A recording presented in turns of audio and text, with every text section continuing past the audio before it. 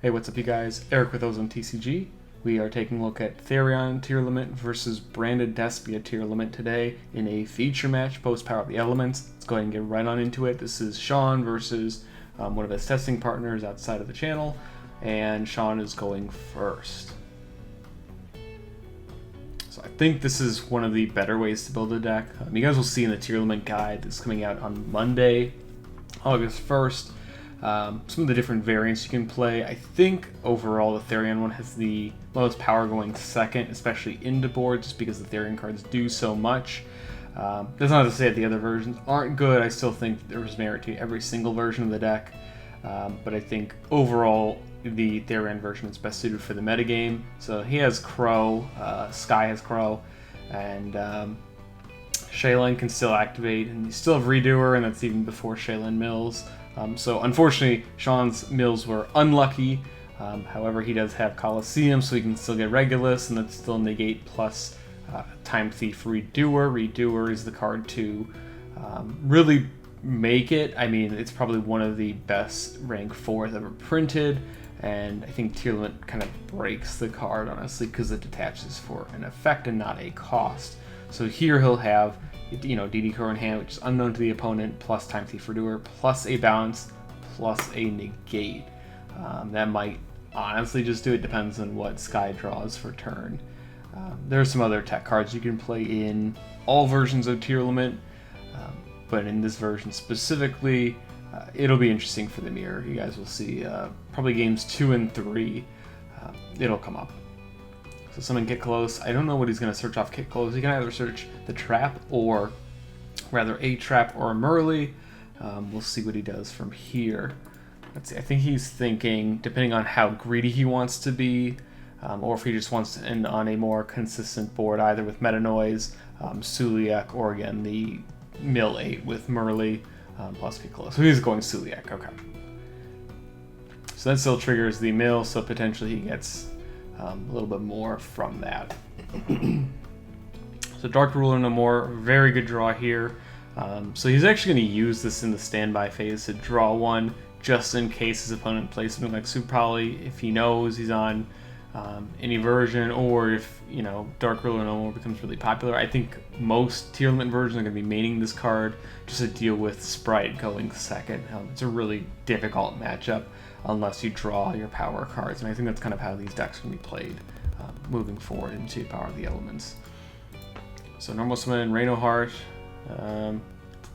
I would imagine he's going to use Suliak here, and then just do whatever he wants in there. Yeah, so use Suliak, send Kit Kalos, and then Insane Mills with Shaylin, Merly, and excuse me, not Shaylin, Shiren, Merly, and Hobness. Trying to use the TCG names here. I've been using these for a couple months now. It's going to be a little bit difficult to do so. Synergy here is not just that Reaper is an Aqua. It does come up, but that's not the real reason. It's just because you're going to mill so many cards. You're probably going to mill either a Tearlament monster or Therion cards. You know, if you mill like our Gyro System plus a Therion monster or the Field Spell, really strong board there. And here he actually gets Havness and Dragostapelia. This is actually a really hard board to answer. Mud Dragon, actually the effect comes up where your opponent can't target monsters in the field with the same attribute. So if you call Dark, they can't target their own monster with Kit Kalos, and that will come up in the mirror quite often, especially if you already have Redoer or just going second and you already have a Kit Kalos set up. This is important. Make sure you guys aren't forgetting to use this effect, because again, it will matter. It matters kind of versus Kaleido Heart. Kind of hard to sequence that and play around Kaleido Heart in that regard, but still, it exists. I think it's a really niche application, but it is an important one to remember. This, again, the Kit Kalos thing is really important though, because that's how a lot of players will play into it. You guys will see. And that's exactly why Sean here calls Dark, just so he can't target his own monsters. So this is going to be a Lubellion, and Hobness will activate its effect. shuffling. I would assume Rhino-Heart and Havnus back in the decks, and then Kitkalos. Again, that's where that'll come up at interaction. I don't think this Lubellion's going to resolve, though, because of Dragostapelia. Also, double Dragostapelia, you do play 2 in the deck, and that's standard through any variant, basically. Not only because you can summon 2, but you do need both Predaplant counters, especially versus Sprite. It turns them to level 1, which does matter, so if they try and use like Blue's effect, Swap Frog, anything like that, they don't have the extender for Swap Frog, it'll come up to where they can't use their monsters for like Gigantic Sprite. That's the number one thing, or totally awesome. But it'll come up. So he's going to chain Havnus, chainlink 4, it's going to be DD Crow. On the one activating the effect, okay, yeah, it's the Havnus, so he discarded Shiren, alrighty.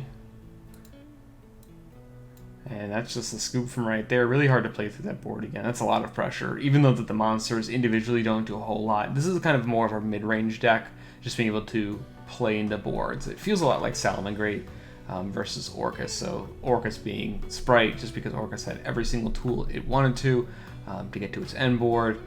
Kind of the same thing here with Sprite versus Tearlament. But in the mirror, a little bit different, and while there weren't too many variations of Salamangreat in 2019 and kind of into 2020, just really interesting to see that there are a lot of different ways to play all variants. I think it feels also like, again, Duelist Alliance, I'll say this probably for the next 6 months, this feels like Duelist Alliance, and then Darkwing Blast is kind of going into new challengers. We just went through Hat format where, adventure versions were kind of the best deck, or kind of Punk, even Punk Adventure, stuff like that. Anything where you can just Scythe Lock your opponent. Ironic using another artifact card. It's kind of how the format is, but I'm glad that format's basically over. It's over basically in a week at this point. That's kind of how it is. Excited to see the new format. Honestly, I don't mind having just 2 or 3 good decks. I like those decks, or I like those formats more. They tend to be a little more skill intensive, and interactions, if you're a more skillful player, you tend to be rewarded. It is what Pokemon players call skill expressive. So Rhino-Heart, so search Rhino-Heart, okay. Perla Rhino-Heart, Mill, Havnus, and that's Rhino-Heart gets Chainlink 1, Chainlink 2, Sean's Havnus, and then DD Crow's Chainlink 3. DD Crow, I think, is probably the number 1 hand trap going into the format. I still think Ash is overall just the best hand trap ever printed. I think the most impactful one right now, though, that basically every deck should be using in some capacity, is DD Crow, though. This deck is scary. It's okay versus Sprite. It's at least okay, whereas a lot of other hand traps just don't feel like they're enough. It feels like board breakers are just better. That's why we see Dark Ruler no more in both versions. So it gets Kitkalos, add Shiren. I guess you go, Polymerization here. It feels a little bit questionable. I guess you go like Dragostapelia, Shiren, yeah. And so go probably Shiren Chainlink 1, Kitkalos Chainlink 2, yeah. Specifically so you can get more fusion effects. This is what, double fusion plus it does not have Rhino-Heart. Really good mills though, except for the instant fusion, but that doesn't really matter at this point.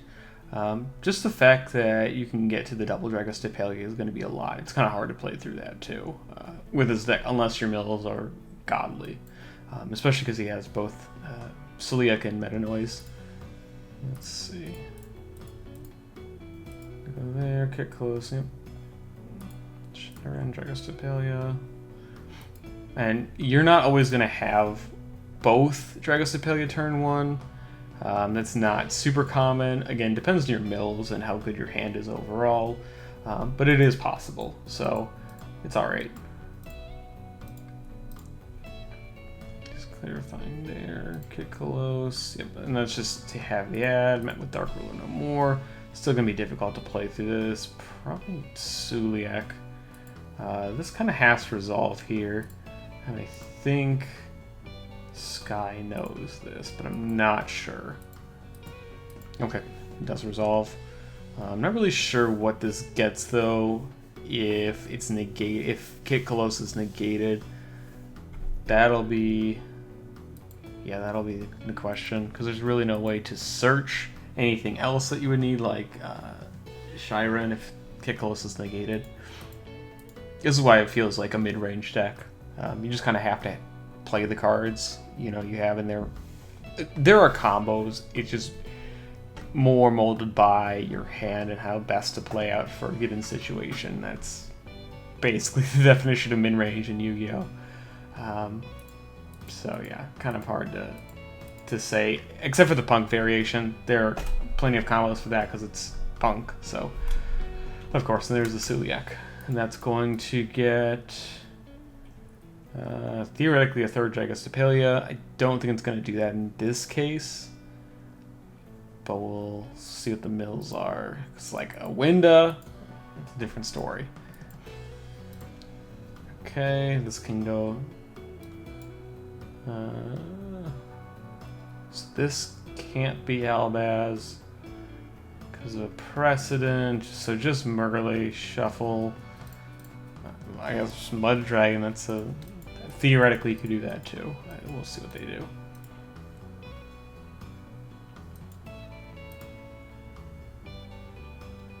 Don't think you can do that actually, but I'm not sure.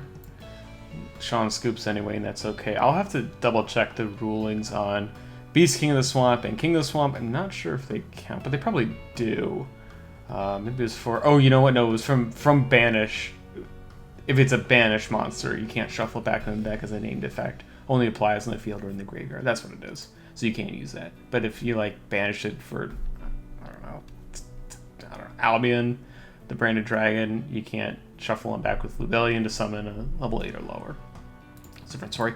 Interesting tech is Winged Dragon Raw Sphere mode. I think this card's like okay, maybe even like a good side card, just against Sprite as an alternative to Dark Rule and No More. I could see this deck also playing the Tearlament Therion, simply because you don't necessarily need the normal. It is good to, of course, have your normal summon, but at worst, it is possible. So it really depends on, again, how the format changes. Kind of hard to out this, but there are a couple outs. So it can't be the attack target, so you can't Boro load it, but you can use Underworld Goddess of the Closed World. That is a card you need to play if you're playing Tearlament. I'm not sure. Also, theoretically, Access Code. But I still think that Goddess is going to be big, simply because it outs Abramax. And Abramax can't affect it because Abramax doesn't target. Also beats over Access Code. It's not a huge thing, but Goddess is going to be big. I think it's overall it's better than Boral. Boral Load, too many Borals at this point.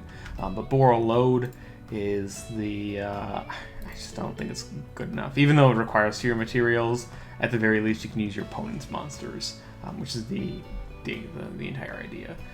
So this is gonna be big. The turn 3, I mean, it's gonna be Branded Fusion, King of the Swamp. Even if that's interrupted, still fuse those guys together. Still have Perla Rhino is going to be insane. I mean, again, DD Crow helps here for the Tearlament cards. Then you still have to play through the Albaz stuff, and then gets into the whole thing. The Albaz variant, it has no problem playing through Evermax because Mirage just banishes it. You can chain to it, etc. So it depends on how popular this variant is. So it gets, looks like Shiren, but I'm not sure. Garura is interesting. Card's really good, especially if you play Ultimate Slayer in this deck, which I think some people might play Ultimate Slayer as a side card. This is where the mask change actually comes up. So he is playing Dark Law, Mass Hero Dark Law. I don't think it comes up here, but having the ability to just have a one-sided Macrocosmos or Shifter is going to be huge. And then this card, you need to play this if you're not on the branded version of the deck. This solves the mirror, and I mean, it's basically it if they can't do anything. So he's throwing this in the graveyard just to have it regular, and Lily and King set up for the next turn. Yeah, kind of crazy from there, so I don't think that matters too much. It's just to have that. He is also playing Sprite Elf because he does play Merly. I think Sprite Elf is fine, especially later on, because you have Diviner, and then Elf can be used for Diviner. You summon back Diviner, and Diviner can also be used to summon Elf. Helps make Baron to floor with used up Dragos to Paleo for your turn, and Diviner, or whatever you want from there. Or Shiren plus Reno Heart. If you mill one of your Shizu fairies, it becomes a level 6. It's increased by that by the 4 levels, so it becomes a level 6 tuner, and then you have the level 4 for Baron. But that'll be a huge interaction in November and December when those cards come out. Looks like in the draw phase he's using Dweller. Okay. Yep, and then Dark Ruler, I would assume. There it is. I don't think Nibiru is going to see much play this coming format, and not just because of Sprite. I would say it helps that Sprite basically makes it invalid unless you have,